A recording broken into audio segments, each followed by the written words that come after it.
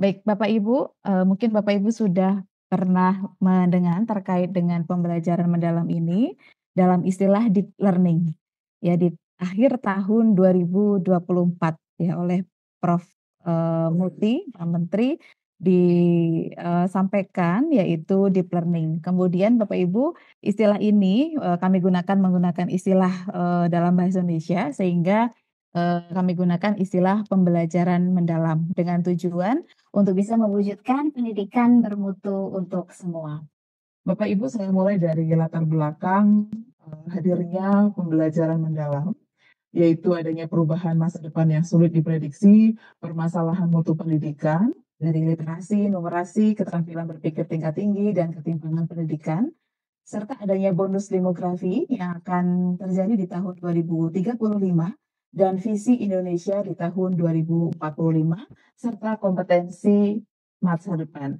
Dan Bapak Ibu, inilah salah satu yang bisa kita rasakan bersama ya Bapak Ibu ya, dan tadi sudah disampaikan juga oleh Pak Menteri, Bu Dekan, dan Pak Rektor, dan merupakan potret dari OECD bahwa keterampilan berpikir tingkat tinggi peserta didik Indonesia masih rendah. Diketahui bahkan di sini hanya 1% siswa Indonesia dari jumlah siswa Indonesia yang mampu menjawab soal dengan tipe higher order thinking skill atau tingkat tinggi, Bapak Ibu. Nah, Bapak Ibu, dalam hal ini juga disebabkan salah satu fenomena bahwa adanya schooling without learning. Jadi siswa hadir ke sekolah tetapi tidak belajar. Kemudian apa arti kehadiran siswa begitu ya ke sekolah kalau tidak belajar gitu Bapak Ibu. Jadi yang hadir ke sekolah itu hanya raganya gitu. Bahkan riset, menyebutkan bahwa di Indonesia, siswa menghabiskan waktu di sekolah untuk mendengarkan ceramah guru dan mengerjakan soal-soal latihan pada LKS yang dimana soal-soalnya merupakan soal-soal lower order thinking skill, dibandingkan dengan, praktek yang bisa meningkatkan skills mereka. Jadi bisa kita amati bahwa memang yang hadir ke sekolah untuk belajar itu hanya raganya, sedangkan perasaan siswa, hati siswa, pikiran siswa itu tidak ikut belajar ketika mereka berada di sekolah. Selain itu, Bapak Ibu, ada juga hasil riset bahwa siswa kurang dilibatkan dalam pembelajaran, sehingga decision making atau pengambilan keputusan itu banyak dilakukan oleh guru dibandingkan dengan mendengarkan voice atau pendapat dari siswa, ide siswa, atau bahkan mungkin siswa sebenarnya punya pemikiran yang out of the box yang selama ini tidak tersalurkan atau mungkin punya strategi belajar masing-masing yang selama ini tidak diberikan kesempatan untuk bisa mewujudkannya karena adanya top down decision making ini. Jadi semua keputusan, proses pembelajaran, bagaimana strategi hari itu untuk bisa mencapai tujuan pembelajaran itu terlalu besar porsinya untuk ditentukan oleh guru dibandingkan oleh siswa. Kemudian Bapak Ibu, ini juga hasil riset menunjukkan bahwa jarang sekali guru memberikan pemantik agar siswa memiliki rasa ingin tahu untuk mau bertanya, untuk melakukan eksplorasi lebih mendalam, karena lebih senang menjelaskan materi. Oke, jadi power Bapak Ibu guru lebih senang untuk memberikan materi melalui ceramah dan fixed learning resources. Jadi sumber-sumber belajarnya terbatas. Biasanya hanya menggunakan buku paket, sedangkan ruang eksplorasi lainnya, sumber belajar lainnya yang sangat banyak, itu tidak dimanfaatkan. Padahal mungkin siswa memiliki keinginan untuk bisa memanfaatkan sumber belajar lain, misalnya dari internet, atau bahkan langsung bisa mendatangi tempat di mana sumber belajar itu berada, atau mungkin dengan narasumber yang memang berhubungan relevan dengan materi tersebut. Oleh karena itu nanti Bapak Ibu ketika saya memaparkan tentang elemen pendukung dari pembelajaran mendalam ini nanti ada kaitannya dengan kemitraan pembelajaran karena itu menjadi salah satu unsur penting yang bisa untuk mewujudkan pembelajaran mendalam dan menjadi salah satu bentuk inovasi ya dan paradigma baru bagaimana proses kolaboratif inquiry ini bisa untuk mewujudkan pembelajaran yang lebih mendalam kepada peserta didik. Nah, selain itu Bapak Ibu, kita kembali lagi ke schooling without learning tadi. Hasil penelitian juga menyebutkan bahwa belajar tereduksi maknanya hanya menghafal teori, rumus untuk dapat mengerjakan soal-soal lower order thinking skill. Karena asesmen yang diberikan oleh Bapak Ibu guru mungkin asesmen yang selama ini hanya pemahaman, hafalan, begitu ya, C1, C2, sehingga peserta didik pun orientasi belajarnya untuk bisa mengerjakan soal-soal lower order thinking skill bukan orientasinya bisa mengerjakan soal-soal higher order thinking skill. Dan karena adanya orientasi itulah, sehingga proses pembelajarannya, aktivitas pembelajarannya juga berorientasi pada pemahaman yang, mohon maaf, surface learning atau pembelajaran dangkal. Selain itu Bapak Ibu, ini yang paling penting adalah siswa tidak memiliki motivasi secara intrinsik untuk mau belajar. Jadi kemauan mereka untuk bisa mendalami suatu materi itu tidak benar-benar terwujud dari dalam dirinya. Sehingga penguasaan materi itu hanya berasal dari motivasi eksternal, bukan dari motivasi internal atau intrinsik. Misalnya hanya ingin dianggap berprestasi atau mengerjakan tugas-tugas di sekolah itu hanya karena takut ya mendapatkan uh, punishment ya dari Bapak Ibu guru. Nah, Bapak Ibu adanya schooling without learning inilah yang kemudian bisa menyebabkan pembelajaran itu yang terjadi selama ini ya mungkin ini tidak di semua sekolah ya Bapak Ibu, tapi potret pembelajaran yang ada di Indonesia sebagian besar masih surface learning, belum deep learning. Meskipun di beberapa satuan pendidikan itu tentunya tidak bisa kita pungkiri mungkin sudah melaksanakan deep learning. Tetapi artinya pendidikan bermutu itu belum bisa dirasakan oleh semua satuan pendidikan karena masih hanya 1-2 satuan pendidikan. Nah, yang kita inginkan dengan adanya inovasi di dalam pembelajaran ini yang akan menjadi sebuah kebijakan, artinya akan diterapkan oleh seluruh sekolah tanpa terkecuali. Artinya kesempatan untuk bisa mewujudkan pendidikan bermutu yang benar-benar bisa dirasakan semua itu bisa benar terjadi di seluruh satuan pendidikan yang ada di Indonesia, tidak hanya 1-2 satuan pendidikan. Baik, Bapak Ibu, itulah tadi kenapa yang menjadi latar belakang munculnya pembelajaran mendalam. Pembelajaran mendalam di sini tadi sudah disampaikan agar yang hadir ke sekolah itu tidak hanya raga siswa, tetapi benar-benar pikiran siswa, hati siswa, rasa, dan raga. Oleh karena itu, pembelajaran mendalam ini konsepnya adalah memuliakan Bapak Ibu. Bagaimana ruang belajar itu dapat bisa terjadi saling menghargai antara guru dan siswa. Guru menghargai siswa, siswa menghargai guru. Ya, guru menghargai siswa mampu benar-benar bisa menjadikan ruang untuk mengolah raga, mengolah pikir, olah hati secara holistik karena setiap siswa memiliki potensi-potensi itu yang bisa dikembangkan di dalam kelas. Melalui apa Bapak Ibu? Melalui prinsip. Prinsipnya adalah berkesadaran, bermakna dan menggembirakan. Ya, dulu Bapak Ibu mungkin sudah pernah mendengar ya istilah mindful, meaningful, dan joyful. Nah, inilah Bapak Ibu yang kemudian istilahnya dalam bahasa Indonesia mindful itu berkesadaran, meaningful itu bermakna, dan joyful itu adalah menggembirakan. Nah, ini adalah kerangka kerja pembelajaran mendalam Bapak Ibu. Cara membacanya itu dari lingkaran yang paling dalam terlebih dahulu ya Bapak Ibu, itu adalah dimensi profil lulusan yang ingin kita wujudkan setelah proses pembelajaran mendalam ini terjadi, yang nantinya akan menjadi output dan profil outcome dari peserta didik kita. Kemudian yang berwarna biru ini adalah prinsip pembelajarannya.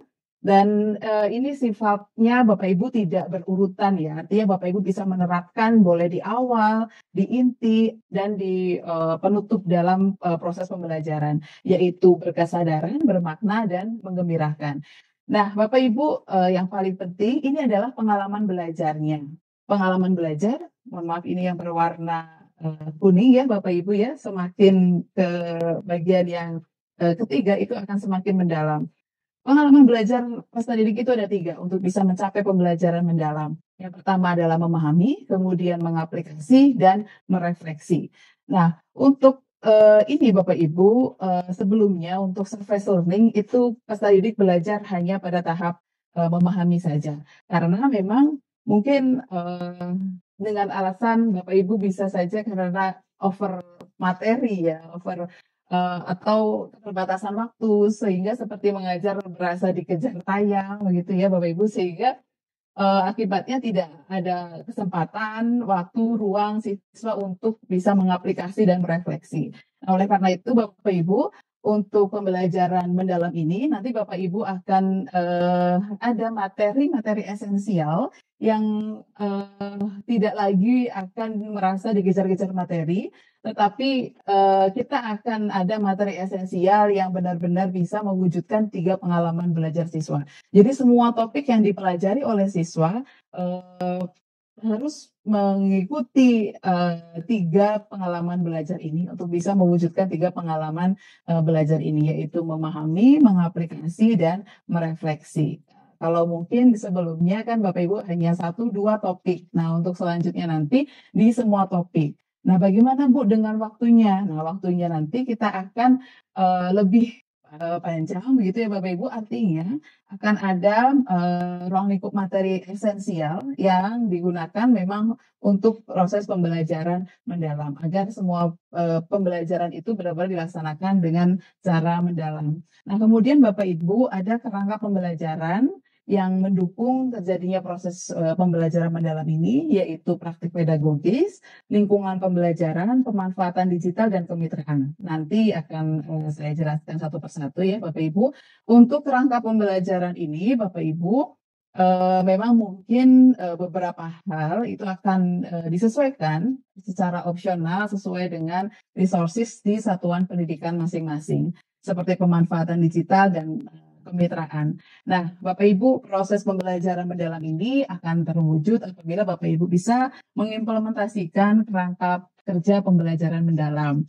Ya, namun Bapak Ibu tidak perlu merasa terbebani, kita semua berproses. Spirit yang kita miliki untuk bisa mewujudkan pembelajaran mendalam ini adalah spirit growth mindset, begitu ya Bapak Ibu, sehingga kita terus belajar untuk bertumbuh, kemudian bisa mengembangkan diri ya, dan ini semua adalah berproses karena transformasi pembelajaran itu akan terjadi ketika Bapak Ibu guru dan semua pendidik itu mau memiliki pola pikir untuk bertumbuh. Artinya nanti kita akan berproses adaptif gitu ya untuk bisa wujudkan kerangka kerja pembelajaran mendalam ini Bapak Ibu. Nah, selanjutnya ini saya kupas dari prinsipnya terlebih dahulu ya Bapak Ibu ya. Prinsip pembelajaran mendalam. Tadi juga sudah disampaikan bahwa ini merupakan istilah yang sebelumnya dikenal oleh Bapak Ibu dengan istilah mindful, meaningful, dan joyful. Sebenarnya apa Bapak Ibu maknanya? Yang pertama berkesadaran. Nah, berkesadaran ini adalah bagaimana pembelajaran itu bisa membuat peserta didik itu sadar bahwa mereka adalah seorang pembelajar yang aktif, yang mampu meregulasi diri, bagaimana strategi belajarnya untuk bisa mencapai tujuan pembelajaran. Dan yang paling penting mereka termotivasi benar-benar secara intrinsik untuk belajar, untuk mau mendalami materi, untuk mau meningkatkan skills-nya, untuk mau meningkatkan kompetensinya ketika mereka belajar. Nah, bagaimana Bapak Ibu caranya untuk bisa mewujudkan siswa yang berkesadaran ketika belajar? Yang pertama kita perlu memperhatikan bahwa seluruh siswa memiliki fully attention dalam belajar. Jadi semua siswa benar-benar fokus sebelum memulai pembelajaran. Tidak hanya, mohon maaf, mungkin ya hanya di depan, duduknya di paling depan, begitu ya. Tapi berkesadaran ini harus dimiliki oleh semua siswa. Artinya Bapak Ibu perlu memperhatikan apakah semua siswa dalam kondisi yang baik, kondisi yang fit sebelum memulai pembelajaran. Apakah semua siswa kondisi tidak tertekan atau mungkin ada kondisi fisik yang mohon maaf mungkin ngantuk atau kehujanan sehingga bajunya basah dan sebagainya, itu perlu diperhatikan Bapak Ibu untuk memastikan apakah seluruh siswa itu benar-benar dalam kondisi fokus sebelum memulai pembelajaran. Mungkin Bapak Ibu juga bisa membuat posisi tempat duduk yang berbeda-beda setiap hari ya, agar tidak ada yang merasa selalu duduk di belakang, tapi semua bisa diperhatikan oleh Bapak Ibu guru. Nah, kemudian Bapak Ibu yang paling penting juga untuk bisa meningkatkan kesadaran siswa saat belajar adalah dari engage learning ya Bapak Ibu, keterlibatan. Pembelajaran itu harus benar-benar melibatkan siswa. Artinya voice atau pendapat siswa, ide, strategi belajar itu kita benar-benar serahkan kepada siswa. Bapak Ibu bisa menentukan di awal pembelajaran ya, misal tujuan pembelajaran ini apa. Nah, mungkin antar siswa itu akan berbeda-beda caranya untuk bisa mencapai tujuan pembelajaran tersebut. Ya, mungkin saja ada yang ingin berdiskusi, ada yang ingin membuat mind mapping, ada yang ingin nanti membuat dalam bentuk PowerPoint, ada yang ingin eksplorasi melalui internet, dan website, dan lain sebagainya. Dan setiap pertanyaan dari siswa, apapun yang mereka ungkapkan, itu bisa Bapak Ibu dengarkan ya, kemudian bisa menjadikan bahan diskusi agar mereka benar-benar terlibat. Tidak hanya satu dua siswa yang mohon maaf mungkin dianak emaskan, sedangkan ada yang siswa dengan mungkin Bapak Ibu kurang aktif begitu ya sehingga dibiarkan. Nah, inilah pada saat berkesadaran ini adalah tidak membeda-bedakan siswa, tapi benar-benar seluruh siswa itu fokus mengikuti dan merasa terlibat, begitu Bapak Ibu. Nah, selanjutnya Bapak Ibu, siswa juga perlu tahu agar mereka termotivasi benar-benar secara intrinsik ketika mereka belajar berada di kelas adalah siswa harus tahu mengapa mereka belajar tentang topik itu. Sehingga ini perlu Bapak Ibu jadikan pemantik di awal pembelajaran, mengapa mereka harus belajar topik ini. Mengapa yang akan mereka pelajari itu adalah hal yang penting. Apa manfaat bagi mereka.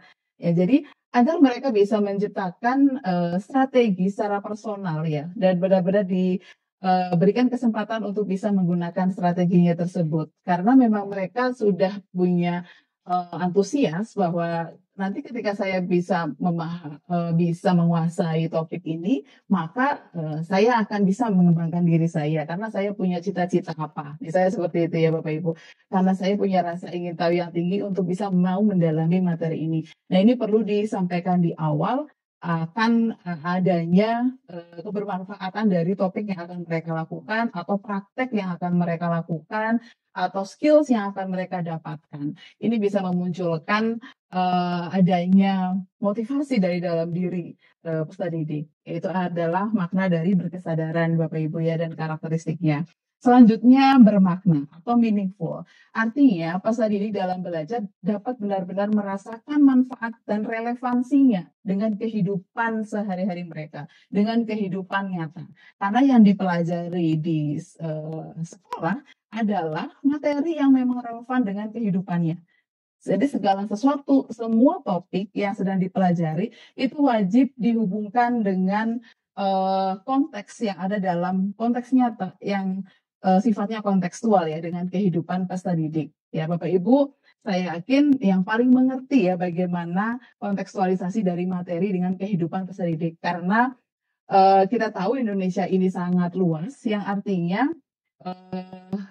konteks secara personal, secara lokal itu mungkin akan berbeda-beda ya, tergantung di mana posisi Bapak Ibu saat ini, daerah Bapak Ibu. Nah, itu yang akan menjadi topik yang bisa dihubungkan, menjadi isu yang bisa dihubungkan dengan topik pembelajaran pada saat itu, agar bisa siswa merasakan kebermaknaannya, adanya relevansi apa yang mereka pelajari dengan kehidupannya. Bapak Ibu, ini sangat penting membuat pembelajaran itu bermakna karena lebih jauh dari ini akan memunculkan empathize ya atau rasa empati, adanya kesadaran peserta didik ketika memang mereka berada langsung di kehidupan nyata, misalnya di masyarakat. Ketika isu fenomena yang kontekstual itu benar-benar menjadi bahan pembahasan ketika di kelas begitu, mereka maka akan lebih kritis, lebih peka terhadap situasi yang ada di dunia nyata ketika mereka keluar dari kelas setelah selesai sekolah dan lain sebagainya. Nah, selama ini karena pembelajaran terlalu teoritis, based on buku, sehingga pengetahuan siswa juga sesempit buku yang sedang mereka gunakan. Jika siswa hanya belajar satu buku, maka pemahaman siswa ya hanya satu buku itu. Berbeda ketika kebermaknaan ini benar-benar diterapkan, maka pengetahuan siswa akan lebih luas dan akan lebih berempati agar lebih kritis dengan kondisi yang ada di lingkungan sekitarnya, termasuk mungkin dalam konteks personal, dalam konteks lokal, dalam konteks nasional maupun dalam konteks global, Bapak Ibu. Nah, selama ini kemampuan berpikir kritis, kreatif, siswa itu tidak berkembang karena memang isu-isu, infografis, informasi yang memang ada di sekitarnya itu tidak dibawa ke ruang kelas, sehingga yang dia pelajari itu terkadang tidak relevan dengan apa yang mungkin sebenarnya relevan, hanya saja tidak dihadirkan, tidak didekatkan kepada peserta didik, sehingga peserta didik ketika ke masyarakat tidak merasa bahwa itu tanggung jawab saya, itu peran saya. Dia tidak merasakan itu karena pada saat proses pembelajaran isu-isu itu tidak dibawa ke kelas. Sehingga ketika mereka melihat ada fenomena atau isu, dia tidak merasa bertanggung jawab, tidak memiliki empati. Nah, maka di pembelajaran mendalam ini kita benar-benar akan mewujudkan meaning ya, Bapak Ibu, meaningful learning agar siswa nantinya lebih jauh dari itu, output dan outcome-nya mereka akan menjadi generasi yang kritis dan peka terhadap semua isu yang ada di lingkungan sekitarnya. Gitu Bapak Ibu. Nah, ini saya contohkan dalam salah satu mata pelajaran, misalnya bahasa Inggris. Misalnya akan membuat kalimat ya Bapak Ibu. Meski ini, jadi empati itu tidak harus di dua muatan pelajaran ya, PKN ataupun agama misalnya ya, pendidikan Pancasila maupun agama, tapi bisa di seluruh muatan pelajaran untuk bisa membuat siswa lebih bermakna ketika mereka belajar, termasuk yang saya contohkan di sini bahasa Inggris. Misalnya mereka akan membuat kalimat begitu ya setelah menonton video misalnya. Nah, yang dia tonton itu adalah video yang kontekstual, yang relevan dengan kehidupannya. Misalnya Bapak Ibu mengajak di pesisir, ya, yang mereka tonton adalah video tentang seorang orang tua, ya, orang tua mungkin kepala keluarga yang sedang menjadi nelayan, ya, bagaimana usahanya, effortnya ketika mereka menjadi seorang nelayan, ya, ditampilkan video tersebut, ya, kemudian mereka akan sadar bahwa oh ternyata orang tua saya itu sangat pekerja keras untuk menghidupi keluarga, ya. Padahal ini muatan pelajaran bahasa Inggris. Mereka akan merangkai kalimat, gitu ya. Tetapi video yang akan dijadikan stimulus itu adalah video yang kontekstual dengan kehidupannya. Saya contohkan tadi adalah video nelayan, seorang perjuangan seorang nelayan.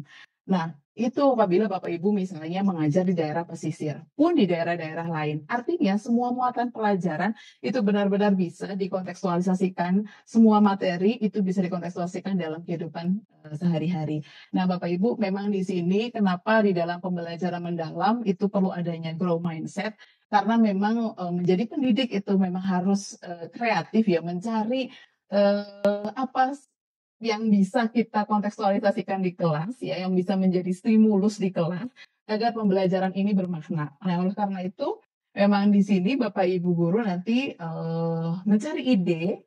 Ya, saya rasa kita sudah tidak mungkin akan kekurangan ide karena banyak sekali media yang bisa kita manfaatkan, gitu ya, termasuk internet. Mungkin ada AI yang bisa memberikan kita referensi atau ide ya. Bagaimana kalau saya ingin mengajar ini, apa ide yang bisa akan menjadi stimulus untuk siswa agar siswa bisa lebih dan lain sebagainya. Artinya di situ Bapak Ibu bisa mencari. Kemudian infografis mungkin dari website, misalnya dari Dinas Lingkungan Hidup dan lain sebagainya yang memang disediakan selama ini ya Bapak Ibu di website, boleh bisa Bapak Ibu gunakan untuk bisa menjadi stimulus dalam proses pembelajaran agar siswa benar-benar bisa merasakan relevansi topik yang mereka pelajari dengan isu atau fenomena yang sedang terkini ya, yang selama ini pasti banyak sekali informasinya terutama ada pada internet bagi Bapak Ibu. Nah, Bapak Ibu, selanjutnya menggembirakan. Nah, pada awal kemunculan deep learning memang ada informasi, ada ya miskonsepsi ya Bapak Ibu di bagian mengembirakan ini atau joyful. Jadi joyful atau menggembirakan ini bukan berarti siswa itu harus tertawa terbahak-bahak sepanjang proses pembelajaran itu berlangsung ya, bukan seperti itu Bapak Ibu. Tapi bagaimana Bapak Ibu guru bisa mewujudkan pembelajaran yang menantang, yang memotivasi peserta didik. Ya. Jadi bukan ice breaking itu dari awal sampai akhir atau dengan jokes-jokes yang malah kadang mungkin menyakiti hati siswa. Atau bukan dengan Bapak Ibu menceritakan kehidupan Bapak Ibu gitu ya, curhat ya, karena memang ada penelitian yang menyatakan bahwa guru itu lebih suka curhat ketika di kelas gitu ya. Jadi ada beberapa bagian-bagian waktu yang dihabiskan kurang esensial gitu ya, karena di situ justru bukan untuk secara substansi gitu ya, tetapi untuk mendengarkan curhat dari Bapak Ibu guru. Nah, menggembirakan itu Bapak Ibu justru kita ingin menyampaikan suasana belajar yang benar positif, bisa menciptakan iklim pembelajaran yang menggembirakan untuk siswa, yang menantang dalam hal ini ya Bapak Ibu, yang bisa memotivasi peserta didik. Nah, bagaimana Bapak Ibu untuk bisa menciptakan pembelajaran yang menantang? Di sini saya hubungkan ya dengan riset saya juga di sini Bapak Ibu, bahwa ada salah satu bagian di otak manusia yang bisa berkembang, dan yang paling efektif untuk belajar adalah pada zona menantang atau stretch zone, zone of proximal development, ya Bapak Ibu. Jadi siswa itu akan belajar ketika pembelajarannya itu menantang, sampai membuat siswa itu terkadang lupa kalau waktu pelajarnya itu sudah selesai ya, karena mereka masih sibuk mengerjakan proyek, masih sibuk dengan ide-idenya, sehingga ketika ada bel mereka lupa bahwa mereka sudah selesai waktu untuk istirahat. Nah, disitulah ketika ada aktivitas yang menantang, maka mereka merupakan waktu yang sangat efektif untuk mereka belajar, dibandingkan dengan jadi ada zona yang lain namanya zona stres atau stress zone. Zona stres ini karena demandnya terlalu besar Bapak Ibu ya. Misalnya dengan Bapak Ibu hanya meminta siswa untuk mengerjakan soal-soal LKS yang terlalu banyak. Soalnya tidak HOTS, tetapi sulit ya. Karena soal HOTS itu sebenarnya bukan soal yang sulit Bapak Ibu. Justru soal HOTS kalau terlalu banyak gitu ya, terlalu memaksa siswa untuk menghafal sesuatu, itulah soal yang sulit begitu Bapak Ibu. Jadi karena terlalu banyak, hari-hari siswa itu dihabiskan untuk mengerjakan soal yang pada LKS dengan jumlah soal yang tidak sedikit ya, maka mereka akan merasa stres atau berada pada zona stress zone. Jadi disinilah mereka tidak belajar secara efektif. Nah, tidak efektif lagi ketika berada pada comfort zone. Comfort zone itu seperti apa Bapak Ibu? Comfort zone itu adalah ketika mereka hanya mendengarkan ceramah dari Bapak Ibu guru, sedangkan tidak diberikan kesempatan untuk terlibat aktif ya mengungkapkan idenya, karena memang Bapak Ibu ada karakter Bapak Ibu guru yang memang merasa puas ketika menyampaikan itu secara ceramah, secara direct gitu. Jadi ketika itu merasa semua itu sudah terserap oleh siswa, padahal belum tentu. Bisa saja karena ceramah itu hanya masuk telinga kanan ya, keluar telinga kiri, setelah itu loss atau loss learning gitu ya. Nah, oleh karena itu Bapak Ibu, comfort zone ini perlu dihindari begitu, karena hanya akan masuk ke dalam short-term memory peserta didik. Setelah itu mereka akan lupa begitu ya. Nah, di sini Bapak Ibu kita lanjut ke pengalaman belajar. Jadi inti dari pembelajaran mendalam memang kita ingin mewujudkan 3 pengalaman ini di semua topik yang Bapak Ibu akan lakukan ya dalam proses pembelajaran. Jadi tidak hanya satu dua topik, tapi di semua topik pengalaman belajar ini perlu dilakukan oleh perlu dirasakan oleh peserta didik dari memahami, mengaplikasi dan merefleksi. Memahami yaitu peserta didik mampu memahami pengetahuan esensial, pengetahuan aplikatif, pengetahuan nilai dan karakter. Kemudian setelah itu mereka mengaplikasikan dari pengetahuan yang sudah mereka pahami di tahap memahami gitu Bapak Ibu. Jadi tidak langsung mereka sebenarnya belum matang ya foundation knowledge-nya atau pemahaman konsepnya itu sebenarnya belum kuat tetapi sudah mengaplikasi. Nah, itu salah Bapak Ibu. Jadi memang kita harus siswa itu pada tahap memahami terlebih dahulu, pemahaman konsep dasar yang memang kuat ya atau foundational knowledge. Di sini ada 3 pengetahuan ya Bapak Ibu ya, esensial, aplikatif, nilai dan karakter. Baru setelah itu mereka bisa mengaplikasikan konsep yang sudah mereka pahami tadi ya pada tahap memahami. Mengaplikasi ini adalah bagaimana nanti ada kemampuan siswa untuk bisa mengambil keputusan, untuk bisa berpikir kritis dan kreatif ya menggunakan apa yang sudah mereka pahami sebelumnya. Sehingga tidak hanya mengaplikasi hands on, tetapi minds on-nya juga digunakan ketika mereka mengaplikasikan atau menerapkan apa yang sudah mereka pahami. Nah, selanjutnya Bapak Ibu, ini yang challenging juga adalah merefleksi. Ya, merefleksi ini harus ada karena pembelajaran mendalam ini kita benar-benar ingin mewujudkan motivasi intrinsik. Artinya belajar itu benar-benar dalam diri siswa. Oleh karena itu, siswa harus tahu apa sebenarnya strategi belajarnya yang sudah mereka gunakan itu, adakah kelemahannya. Ya, tapi itu secara personal ya Bapak Ibu, bukan pembelajaran, tapi secara personal. Jadi nanti Bapak Ibu akan membuat jurnal reflektif untuk siswa atau self assessment agar siswa tahu apakah strategi yang mereka gunakan saat belajar itu ya sudah optimal atau belum, adakah kekurangannya. Nah, di sini peran umpan balik dari Bapak Ibu sangat besar. Karena tanpa adanya umpan balik, maka siswa tidak akan belajar. Karena dia tidak tahu apa kekurangannya, apa kelebihannya, apakah tadi jawabannya benar gitu ya. Jadi kalau Bapak Ibu hanya sekedar mohon maaf memberikan tugas-tugas tanpa diberikan review, tanpa diberikan umpan balik, maka sebenarnya itu tidak akan membuat siswa belajar. Karena dia tidak tahu itu benar salah, tidak tahu itu apakah ada kekurangan, ada kelebihan, dan apalagi dia akan menentukan tindak lanjut selanjutnya. Itu tidak akan terjadi. Nah, padahal merefleksi ini adalah proses regulasi diri yang bisa siswa peroleh secara personal dari adanya umpan balik.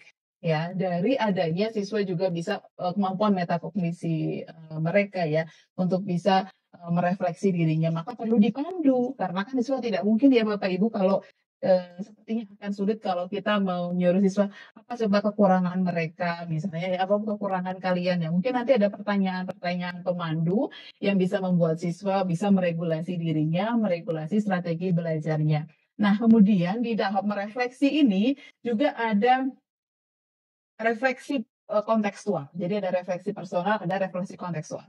Artinya apa yang sudah mereka lakukan tadi pada tahap mengaplikasi atau memahami, apakah kebermanfaatannya itu, relevansinya itu sudah bisa terwujud ya. Artinya apakah yang mereka lakukan itu benar-benar bisa bermanfaat misalnya untuk lingkungan sekitarnya. Apa peran mereka itu bisa menjadi bahan refleksi ketika pembelajaran ya Bapak Ibu. Jadi merefleksikan secara kontekstual dihubungkan dengan kehidupan sehari-hari. Baik, kita lanjutkan ya Bapak Ibu. Ini tadi yang sudah saya sampaikan. Ya, jadi di sini mungkin titik tekannya ya saya garis bawahi di sini ya Bapak Ibu, memahami itu tidak harus seperti tadi, tidak harus dengan metode ceramah.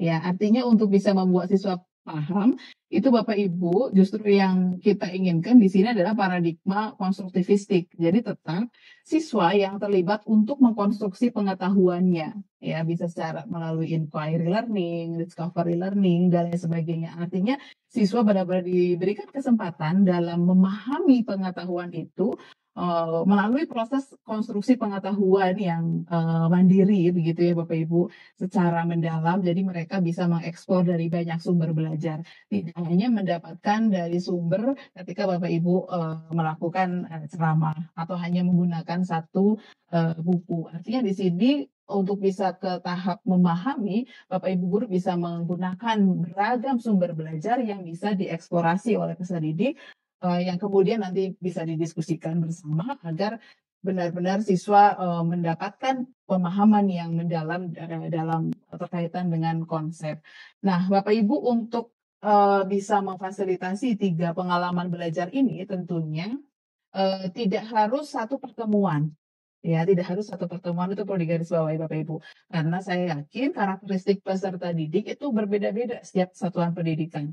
Untuk bisa memahami suatu konsep ya di setiap kelas, mungkin bahkan di setiap siswa itu beragam kemampuannya gitu ya Bapak Ibu. Nah, artinya satu hari itu atau satu pertemuan, mohon maaf, satu pertemuan itu tidak harus 3 ini bisa terwujud Bapak Ibu. Artinya ketika satu pertemuan itu kita di tahap memahami misalnya ya untuk bisa siswa benar-benar mendapatkan konsep dasar yang mendalam, foundational knowledge yang mendalam, kemudian yang kuat. Dan tadi ada pengetahuan esensial yang bisa mereka pahami, pengetahuan aplikatif, pengetahuan tentang nilai dan karakter, gitu ya Bapak Ibu. Nah, untuk selanjutnya mereka mengaplikasi dan selanjutnya lagi merefleksi. Nah, yang penting Bapak Ibu dalam suatu topik ya, ketiga pengalaman belajar ini benar-benar bisa diwujudkan. Tidak hanya berhenti pada tahap memahami saja. Nah, satu topik itu bisa dilakukan di beberapa pertemuan. Nah, pertanyaannya lagi, Bu, tapi kan materinya selama ini banyak yang membuat kita jadi kejar tayang, yang membuat kita jadi merasa diburu-buru sama materi. Nah, nanti Bapak Ibu sudah tidak lagi dikejar-kejar materi ya, karena ada materi-materi esensial ya yang memang kita akan menggunakan materi-materi esensial itu agar pengalaman belajar siswa ini bisa benar-benar pembelajaran itu memberikan ruang yang cukup agar siswa bisa mendapatkan 3 pengalaman belajar tersebut, gitu Bapak Ibu. Kemudian yang selanjutnya mengaplikasi, tadi sudah saya sampaikan ya, adanya mengaplikasi pengetahuan yang titik tekan dalam mengaplikasi yaitu adanya keterhubungan dengan konteks nyata, Bapak Ibu. Jadi wajib setiap topik pada tahap mengaplikasi ini bisa dihubungkan dengan konteks yang kontekstual, yang nyata, yang konkret, dan jika memungkinkan adanya pemahaman secara interdisipliner. Karena kita tahu bahwa ketika mempelajari suatu materi ya, misalnya sains, itu masih ada hubungannya dengan misalnya matematika, teknologi, ya, kemudian bahkan mungkin seni dan lain sebagainya. Jadi dalam proses mengaplikasi misalnya siswa praktek, misalnya membuat penyaringan air ya yang bisa mereka terapkan di rumah. Nah, maka di situ kan dia tidak hanya belajar tentang sains, tapi ada pertimbangan-pertimbangan lain ya, misalnya secara matematika dan teknologi dan lain sebagainya. Artinya mengaplikasi ini ada aktivitas peserta didik ya untuk bisa mengaplikasikan pengetahuannya secara kontekstual. Nah, untuk mengaplikasi ini juga tidak hanya intinya mengaplikasi itu memang hands on, ada aktivitas hands on yang mereka lakukan. Tapi memang ada secara kognitif, ada secara psikomotor ya Bapak Ibu. Secara kognitif itu misalnya dengan kemampuan berpikir kritis dan kreatif ya peserta didik untuk bisa menganalisis suatu isu, untuk bisa membuat laporan misalnya menggunakan infografis dan lain sebagainya. Nanti akan saya contohkan ya Bapak Ibu. Nah, kemudian selanjutnya tadi merefleksi agar siswa secara individu itu bisa terlibat dalam regulasi diri secara mandiri ya Bapak Ibu. Nah, ini mengapa Bapak Ibu ketika pembelajaran mendalam itu harus sampai di tahap pengaplikasi dan refleksi. Jadi pembelajaran tidak hanya memahami saja, tidak hanya yang penting siswa tahu apa definisinya dan bisa menyebutkan contohnya saja terus selesai gitu ya Bapak Ibu. Tapi yang kita inginkan adalah agar pengetahuan yang mereka terima benar-benar bisa masuk ke dalam memori jangka panjang mereka atau long term memory. Jadi setiap informasi atau pengetahuan yang didapatkan oleh siswa itu akan diterima oleh panca inderanya, dan diterima dalam sensory memory. Nah, untuk informasi yang menarik ya akan dipertahankan oleh memori siswa, disimpan dalam memori kerjanya. Nah, bagi informasi yang tidak menarik itu akan loss, akan hilang. Nah, informasi yang menarik ini akan masuk ke memori kerja. Tetapi apabila informasi yang menarik tidak diproses, tidak dilakukan, tidak diaplikasikan, tidak diterapkan, maka akan loss. Berbeda dengan informasi yang sudah menarik, masuk ke dalam memori kerja, kemudian diterapkan, bahkan berlangsung terus-menerus diterapkan, dibiasakan, ya, dilakukan, diaplikasikan, ya, secara terus-menerus, maka akan tersimpan, Bapak Ibu, di dalam memori siswa, yaitu memori jangka panjang. Nah, apa manfaatnya sih memori jangka panjang ini? Ini sangat bermanfaat ketika mereka nanti keluar dari sekolah ya, Bapak Ibu, mohon maaf, mungkin sudah lulus ya di dalam dunia kerja atau di masyarakat.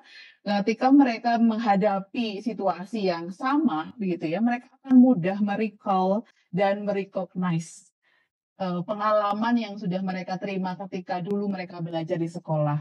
Karena riset mengatakan bahwa selama ini ya banyak skill di dalam dunia kerja itu ternyata tidak relevan dengan apa yang mereka pelajari di sekolah.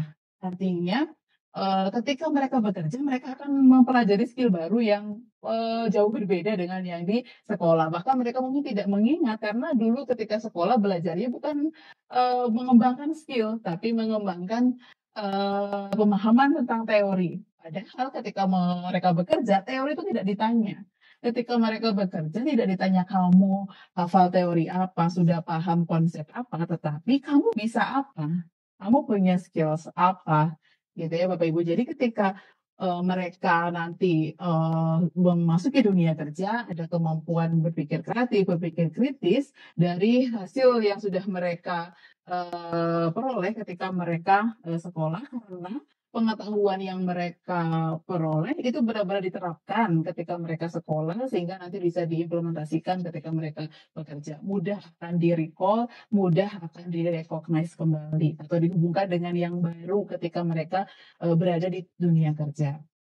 Selanjutnya Bapak Ibu, ya, untuk pengalaman belajar memahami, di sini ada 3 jenis pengetahuan yang akan menjadi eh, pengetahuan utama begitu ya, sebelum mereka bisa mengaplikasikan dari apa yang sudah mereka ketahui. Tapi di sini diharapkan memang menggunakan paradigma konstruktivistik, Bapak Ibu. Benar-benar siswa diberikan kebebasan untuk bereksplorasi dan adanya kolaborasi, ya. Kemudian bisa menggunakan sumber belajar, bisa menggunakan strategi belajarnya yang mungkin akan berbeda-beda. Misalnya siswa untuk bisa memahami suatu materi, mungkin ada yang ingin membuat mind mapping, mungkin Bu saya ingin langsung melihat mencari tahu di website, boleh. Bu saya ingin langsung wawancara karena ini kayaknya yang tahu ini misalnya penjaga sekolah, misalnya relevan materinya atau lain sebagainya. Mungkin ada cara-cara berbeda yang mereka akan lakukan ya. Atau mungkin di kelas Bapak Ibu bisa menciptakan diferensiasi proses ya, diferensiasi produk ya yang bisa untuk mewadahi ya bagaimana keterlibatan siswa sesuai dengan strategi belajarnya. Itu Bapak Ibu. Kemudian adanya kolaboratif ya, tidak belajar secara individu ya, artinya ada proses kolaboratif yang memungkinkan adanya komunikasi yang efektif ya antar antar siswa dan mungkin siswa dengan guru, karena salah satu dimensi profil juga yang ada pada pembelajaran mendalam yaitu komunikasi Bapak Ibu yang sebelumnya mungkin belum ada ya, tapi sekarang ada dimensi profil komunikasi karena komunikasi ini juga dianggap menjadi salah satu masih menjadi tantangan ya di generasi kita. Nah, selanjutnya Bapak Ibu, ini ada pengalaman belajar memahami dan contohnya pengetahuan esensial itu adalah pengetahuan dasar yang fundamental dalam suatu disiplin ilmu. Ini pasti akan berbeda-beda ya antara Bapak Ibu guru, apalagi yang sudah mengajar tingkat SMP SMA, maka akan berbeda-beda. Silahkan disesuaikan mana materi-materi esensial yang memang relevan dengan kehidupan sehari-hari, yang menjadi pokok ya, yang utama sebelum mereka mempelajari pengetahuan-pengetahuan yang lainnya. Kemudian pengetahuan aplikatif ya. Ini masih pengetahuan ya Bapak Ibu, belum mengaplikasi. Jadi sebelum mereka mengaplikasi memang harus mengetahui dulu pengetahuan aplikatifnya. Ya, misalnya sebelum mereka membuat laporan ya, maka sebelumnya pasti mereka harus tahu terlebih dahulu kan sistematik laporan itu seperti apa dan lain sebagainya. Nah, kemudian pengetahuan nilai dan karakter. Di setiap muatan pelajaran itu pasti ada pengetahuan tentang nilai dan karakternya. Dan ini juga harus dipahami oleh peserta didik ya pada tahap memahami. Sebenarnya ketika kita belajar tentang topik ini ya, ada nilai-nilai moral apa, etika apa, budaya apa, atau nilai-nilai kemanusiaan yang bisa membentuk kepribadian, sikap dan perilaku seorang. Karena kita ketika mau siswa itu bisa bersikap gitu ya Bapak Ibu, mereka harus ada tahap knowing terlebih dahulu. Artinya kan mereka harus paham terlebih dahulu ya tentang nilainya itu sebelum diaplikasikan.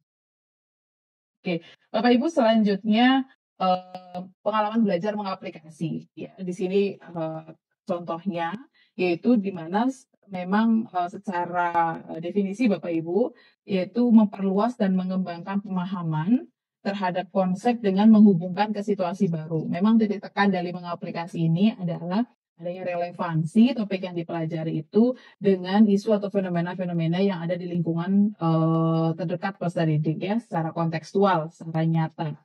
Nah, oleh karena itu Bapak Ibu sebenarnya ada hubungannya ya dengan elemen yang kemitraan nanti, karena di dalam mengaplikasi ini salah satu yang diharapkan siswa benar-benar bisa melakukan mengaplikasi pada konteks yang nyata, ya tidak kontekstual, iya, dan kalau memang memungkinkan langsung pada konteks yang nyata. Artinya mereka langsung mendatangi di mana misalnya kita langsung ke tempat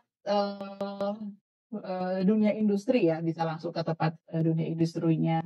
Karena di sini akan ada kolaborasi, kemitraan namanya kemitraan pembelajaran. Jadi nanti bisa menghadirkan narasumber langsung yang yang relevan, misalnya dengan komunitas, dengan tokoh, atau unsur-unsur lain ya yang relevan dengan topik yang mereka pelajari. Atau kalau bisa siswa bisa langsung praktek tempat di mana dunia industri atau dunia kerja ya yang memungkinkan dan relevan begitu Bapak Ibu. Nanti juga akan ada contoh-contohnya. Nah, kemudian ini refleksi di mana di situ ada regulasi diri ya tadi ya. Nah, untuk yang digunakan taksonomi yang digunakan dalam pembelajaran mendalam ini adalah solo taksonomi. Bapak Ibu mungkin yang lebih dikenalkan belum ya Bapak Ibu, oleh karena itu di sini kami sajikan relevansinya ya dengan taksonomi Bloom untuk pengalaman belajar sendiri di sini memahami, mengaplikasi dan merefleksi. Nah, tadi untuk mengaplikasi itu ada pada taksonomi Solo di tahap relasional, kemudian di taksonomi Bloom mungkin Bapak Ibu sudah mengenal dengan C4 menganalisis, ya C3 menerapkan dan C4 itu menganalisis. Baru nanti untuk di taksonomi Bloom di C5 C6 di sini untuk di taksonomi Solo itu artinya peserta didik sudah mampu berpikir abstrak dan mendalam dan mampu menerapkan pengetahuannya tadi yang mengaplikasikannya ke konteks yang baru, bahkan mungkin konteks yang lain gitu Bapak Ibu. Ini ada contohnya ya Bapak Ibu yang tadi saya sampaikan bahwa pengalaman PM itu bisa pada ranah kognitif, bisa juga pada ranah psikomotor. Perbedaannya ini ada pada mengaplikasi, yang mana misalnya ini pada ranah kognitif. Di sini peserta didik ini tentang fotosintesis ya Bapak Ibu. Pada tahap memahami ini sudah tahu ya Bapak Ibu, ini adalah foundational knowledge-nya yang mereka harus pahami, pengetahuan dasarnya, misalnya tentang bagaimana proses terjadinya fotosintesis, definisi fotosintesis, elemen-elemen yang terlibat dalam fotosintesis, mengaitkan antar proses fotosintesis, mengapa fotosintesis itu terjadi dan lain sebagainya. Nah, pada tahap mengaplikasi, ketika pada ranah kognitif, maka peserta didik itu menerapkan proses fotosintesis itu dan keterkaitannya dengan isu lain. Nah, dalam hal ini contohnya dengan isu ketersediaan tanaman pangan. Nah, mungkin kan ini kalau secara konsep ya Bapak Ibu ya, mungkin bagaimana ya fotosintesis itu dikaitkan dengan ketersediaan tanaman pangan, tapi bisa Bapak Ibu. Nah, ini merupakan contoh dari bagaimana pengalaman belajar mendalam itu dilakukan. Nah, kemudian refleksi itu bisa lebih luas lagi ya secara kontekstual. Ini refleksi secara kontekstual. Ketersediaan pangan, perubahan iklim dan lain sebagainya ya yang terjadi di daerah setempat. Nah, kemudian secara psikomotor dan afektif. Di sini misalnya langsung melakukan praktek ya, misalnya praktek simulasi dan sebagainya atau langsung ke tempat mitra di mana mitra tersebut berada. Ya, nah ini Bapak Ibu kerangka pembelajaran yang mendukung terjadinya terwujudnya pembelajaran mendalam.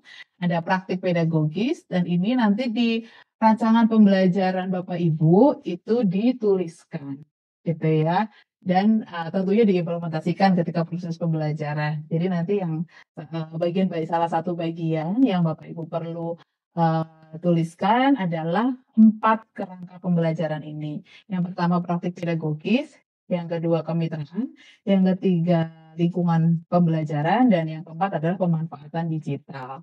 Kemudian Bapak Ibu untuk praktik pedagogis mungkin Bapak Ibu sudah mengenalnya ya, pasti sudah mengenal misalnya metode, model atau apalah itu untuk klasifikasinya itu silahkan ya Bapak Ibu.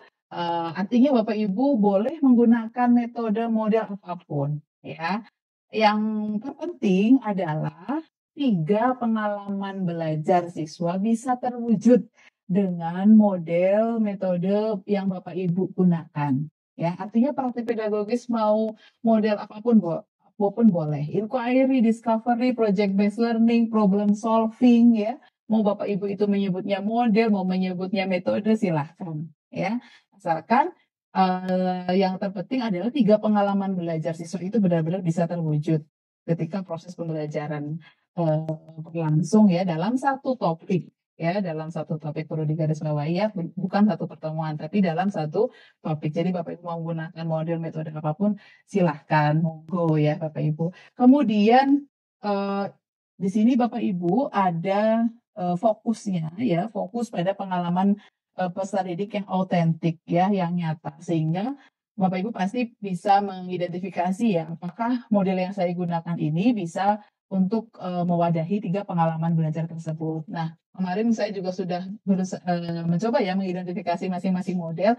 Di beberapa model Bapak Ibu mungkin tidak ada merefleksi ya. Jadi Bapak Ibu nanti monggo bisa menambahkan ya. Karena kalau aktivitas memahami mengaplikasi itu di beberapa model itu sudah ada. Tetapi aktivitas untuk merefleksi itu belum ada. Sehingga kalau Bapak Ibu mau menggunakan model misalnya problem based learning gitu ya, maka jangan lupa menggunakan aktivitas pengalaman merefleksi itu jangan tertinggal. Jadi tetap ada aktivitas merefleksi. Kemudian kemitraan pembelajaran. Nah, ini hal yang baru. Setiap satuan pendidikan saat ini, Bapak Ibu, dengan adanya pembelajaran mendalam ini diharapkan perlu membangun kolaborasi ya yang lebih luas. Kolaborasi inquiry yang benar-benar bisa menciptakan pengalaman belajar siswa yang bermakna. Biar siswa belajarnya itu agar lebih konkret ya. Jadi memang di sini menjadi tugas dari Bapak Ibu dan juga tentunya dari kepala sekolah, didukung juga oleh komite ya, untuk bisa menghadirkan ya langsung secara konkret kolaborator-kolaborator. Siapa saja bisa menjadi kolaborator Bapak Ibu asalkan relevan dengan apa yang sedang mereka pelajari. Misalnya ibu kantin bisa, pedagang yang berjualan di depan sekolah bisa menjadi kolaborator, tukang kebun bisa. Ya, agar bisa memberikan pengalaman nyatanya kepada peserta didik yang memang relevan dengan materi yang mereka pelajari. Dan bahkan mungkin apabila ada praktek yang mereka lakukan, siswa atau peserta didik bisa langsung mendapatkan umpan balik dari sumber utamanya. dari pekerja yang memang bekerja di konteks itu. Ya, misalnya tuh sedang belajar tentang tumbuhan, merawat tanaman, ya. Misalnya anak TK sedang belajar tentang cara-cara merawat tanaman. Selain diberitahu di kelas, mungkin bisa dihadirkan langsung ke tukang taman atau tukang tamannya yang langsung mengajarkan ke peserta didik dengan membawa satu dua tanaman, ya. Tapi akan lebih baik memang kalau bisa lebih konkret, maka jika memungkinkan maka siswa bisa dibawa langsung ke tukang taman tersebut, ya, untuk bisa langsung praktek. Nah, artinya di sini kontekstualisasi dan bukan kontekstualisasi ya, malah langsung konkret gitu ya pengalaman yang akan diperoleh oleh siswa. Dan kemudian di situ ada umpan balik juga yang mereka bisa terima langsung dari narasumbernya ya, misalnya di situ ada komunitas atau mitra profesional atau dari Dudika, dunia kerja, dunia industri dan dunia kerja, atau mungkin ada orang tua atau wali murid yang memang seorang tokoh misalnya ya, atau memang pekerjaannya relevan dengan apa yang sedang mereka pelajari, maka itu bisa dihadirkan ke kelas ya Bapak Ibu dan komunitas-komunitas lain. Nah, tentunya di sini memang perlu adanya dukungan, terutama ya Bapak Ibu dengan, komite sekolah, dengan orang tua ya, karena pembelajaran mendalam ini tidak bisa terwujud kalau tidak ada dukungan dari, orang tua ya. Misalnya, jangan sampai misal kita pasti akan, banyak melakukan kegiatan misalnya di luar atau menghadirkan orang begitu ya, kemudian kalau orang tua tidak mendukung ya, maka mereka akan menganggap ini kok sibuk banget ya sekolah gitu ya, kok, repot sekali gitu ya, atau bahkan kalau orang tua yang nggak mendukung tuh, "Anak saya belajar nggak sih? Kok nggak bisa membaca? Kok selama ini kok ke sana kemari?" Gitu ya, atau apa ya. Jadi pembelajaran mendalam ini, memang penting untuk bisa dihayati dan dimengerti oleh, seluruh, komponen atau sistem pendidikan ya. Sekarang, apa, disebutnya catur ya Bapak Ibu, ada, komponen sekolah, komponen keluarga, masyarakat, dan media ya. Jadi itu memang harus, tersistem agar bisa mendukung terjadinya, pembelajaran mendalam. Ada kolaborasi bersama.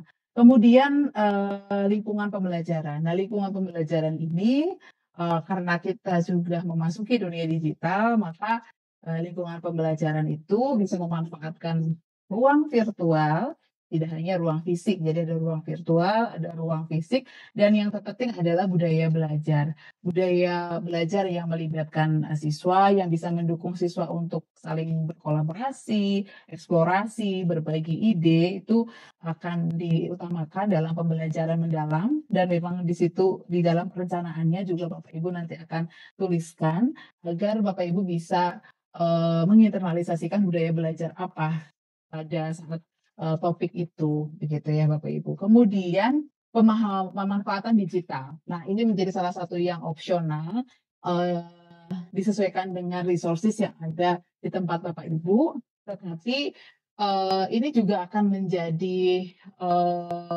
salah satu misi ya Bapak Ibu ya. Artinya kita tidak mungkin akan seperti ini terus ya, artinya pemanfaatan digital ini diharapkan nanti digitalisasi itu akan merata di seluruh negara Indonesia. Karena mau tidak mau kita memang harus mengikuti perkembangan zaman. Nah, oleh karena itu ini akan menjadi spirit kita untuk bisa mewujudkan pemanfaatan digital ini menjadi salah satu, yang mendukung terwujudnya pembelajaran mendalam. Itu Bapak Ibu. Untuk apa? Untuk bisa siswa lebih interaktif, ya, pemahamannya bisa, sumber belajarnya bisa lebih luas.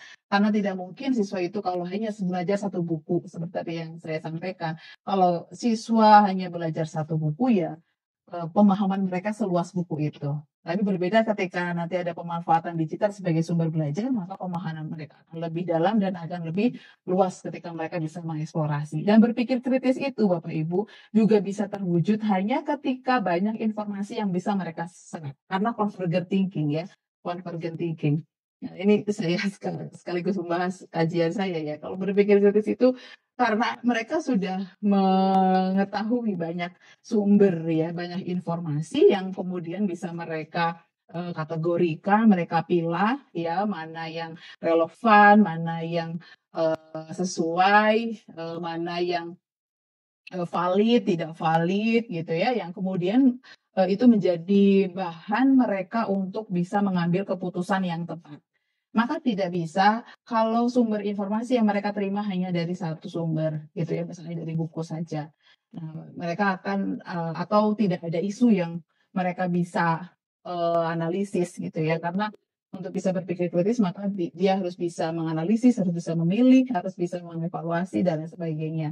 Jadi yang kita inginkan dalam pemanfaatan digital ini adalah adanya eksplorasi sumber belajar peserta didik gitu.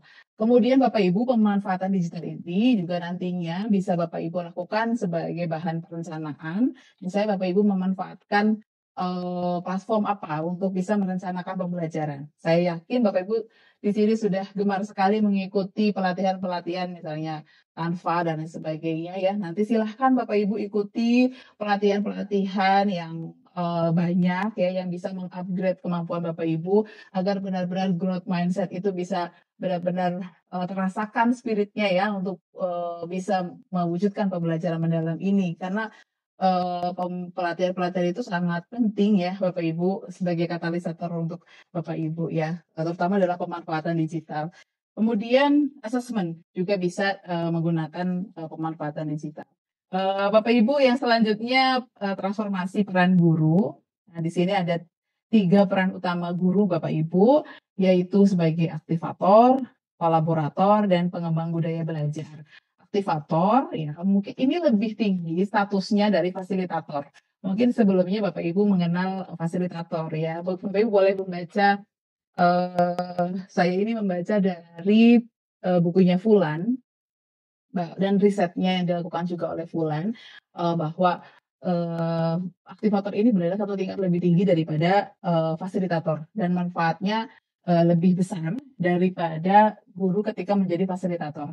Karena aktivator ini adalah ketika guru bisa menstimulasi peserta didik untuk bisa mencapai tujuan pembelajarannya, begitu Bapak Ibu. Jadi kalau siswa misalnya di awal pembelajaran belum ada siswa yang bertanya, Bapak Ibu mungkin sudah memfasilitasi, adakah yang mau bertanya? Gitu ya.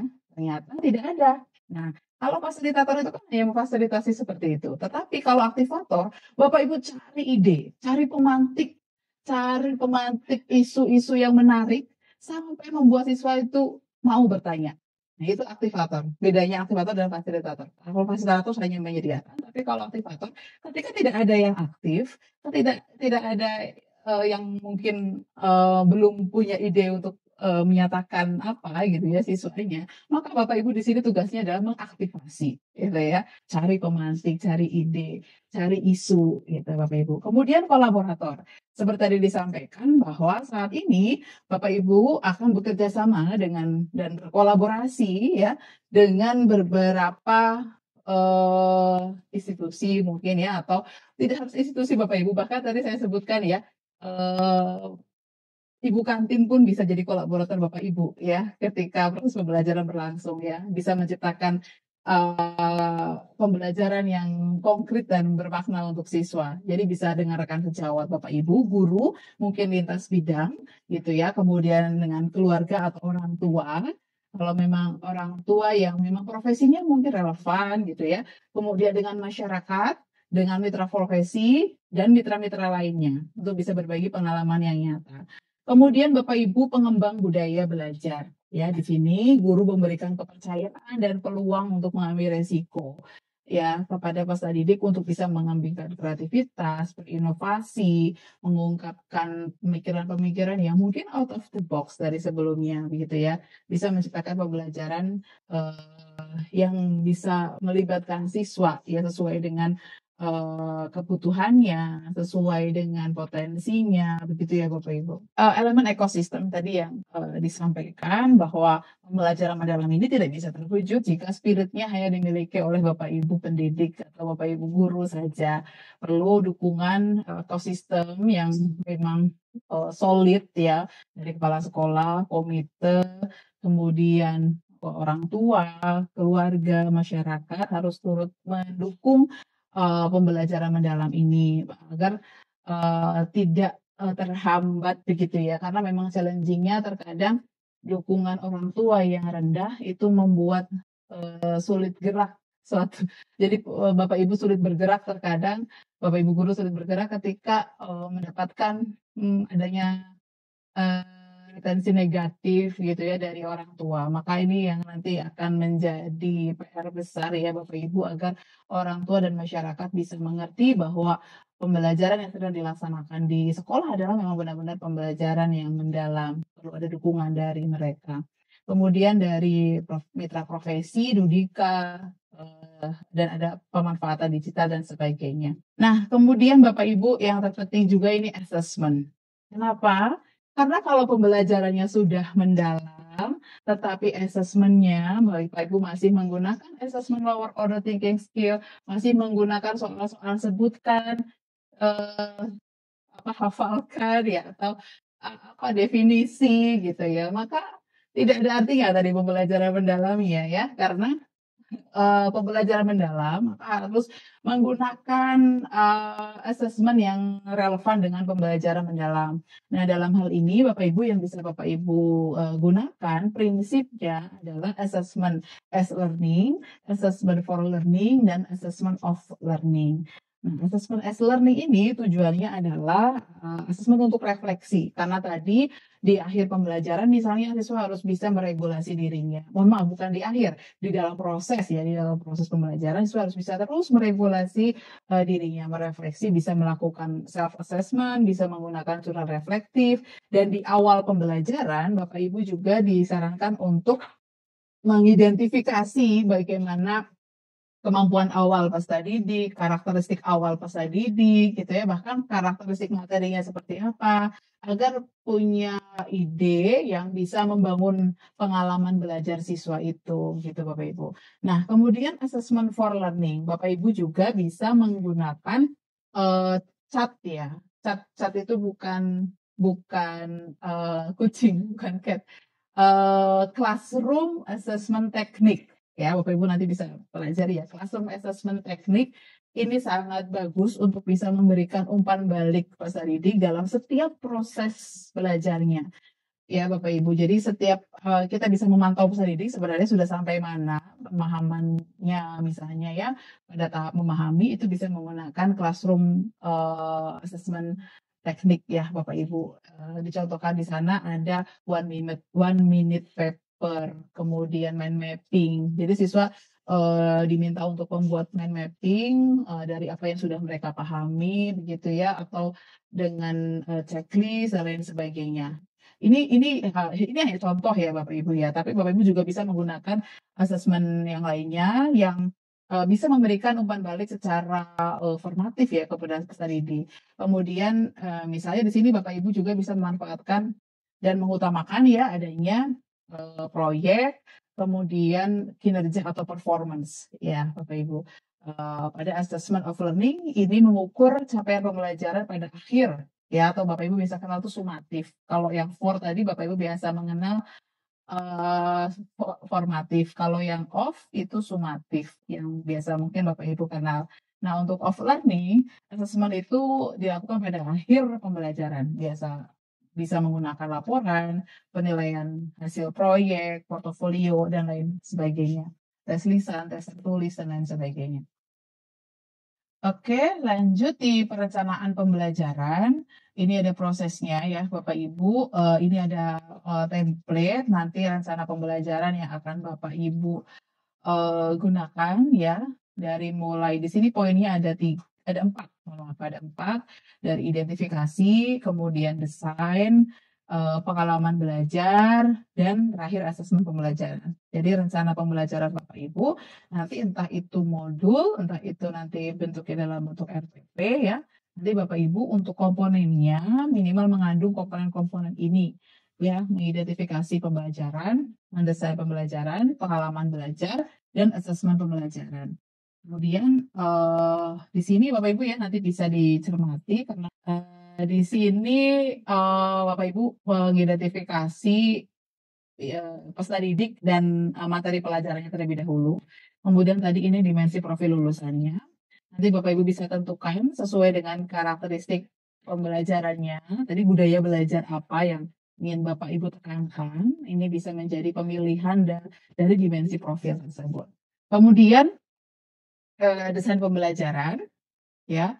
Desain pembelajaran di sini Bapak Ibu menuliskan capaian, ini nanti ada pada CP, ya Bapak Ibu nanti akan juga mendapatkan CP-nya. Kemudian lintas disiplin ilmu apa? Tadi interdisipliner apa yang mungkin akan siswa juga pelajari selain mempelajari muatan pelajaran yang utama itu, karena mungkin ketika mengaplikasikan tadi siswa akan memperluas pengetahuannya dalam konteks yang baru. Nah, ketika konteks yang baru itu mungkin saja itu berhubungan dengan mata pelajaran lain. Misalnya kita sedang belajar sains, tapi yang disajikan adalah infografis, yang mana di situ banyak angka yang harus dihitung dan sebagainya, ya, yang mana itu bisa artinya ada kemampuan matematika juga di tes disiplin yang lain juga yang bisa dipelajari oleh siswa.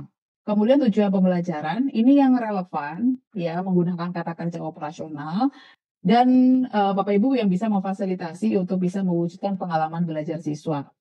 Kemudian yang tadi saya sampaikan di sini kerangka kerjanya ada praktik pedagogis, kemitraan lingkungan dan pemanfaatan digital yang bisa Bapak Ibu nanti tuliskan dalam rencana pembelajaran.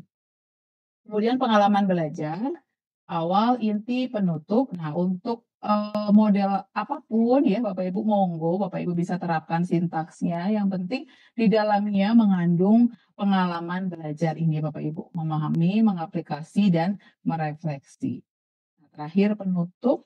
Dan untuk prinsip nanti Bapak Ibu bisa tuliskan juga, tidak harus berurutan, ya tidak harus artinya untuk prinsip-prinsip itu yang tadi mindful, meaningful, joyful ya Bapak Ibu, berkesadaran, bermakna, mengembirakan. Bapak Ibu boleh letakkan di mana aja sesuai dengan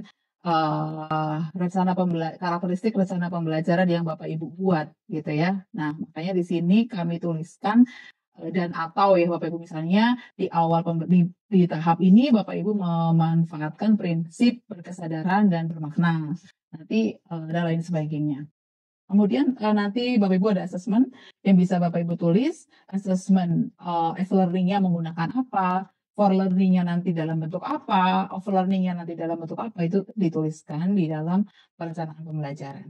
Ini ada contoh-contoh pelaksanaan pembelajaran dalam berbagai mata pelajaran Bapak Ibu, dan artinya pembelajaran mendalam ini bisa diterapkan di semua muatan pelajaran, bahkan Bapak Ibu ini bukan kurikulum, jadi apapun kurikulumnya, pembelajaran mendalam bisa Bapak Ibu implementasikan.